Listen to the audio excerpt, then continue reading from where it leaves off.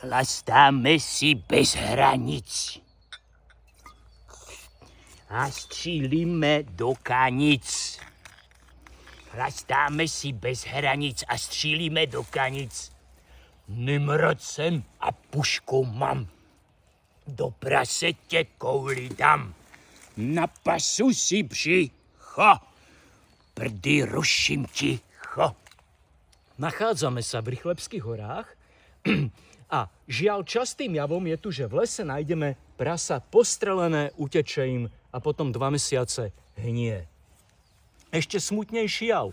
2-krát do roka stretávam malé, vychudnuté prasiatka, ktorým nejaký unáhlený myslivec zastrelil matku. Oni potom zúfalo behajú a hľadajú si potravu.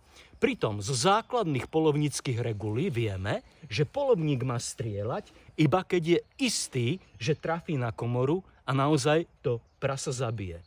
Lenže medzi poľovníkmi sú ľudia ochlastovia a sú tam tzv. Vejtahovia. Radi sa hneď chvália, že strelili a tak strieľajú dokonca s brokmi na prasaťa. Nie je tomu tak dávno, zobral som si detektor kovov a urobil som pitu a tam boli broky, ktoré sú určené na vtákov. Takže oni naozaj strieľajú častokrát preto, aby mali tzv. Prestíž a hneď žhavili telefón. Jirko, Honza, střelil jsem ho. Nimrod jsem a pušku mám. Do prasete kouli dám. Na pasu si břicho. Prdy ruším ti cho. Pritom taký Nimrod môže jesť banány, môže jesť pomaranče a tým si zníži obsah kyseliny močovej a nebudú ho boleť kĺby, nebude ich musieť po 50-ke meniť a bude zdravejší.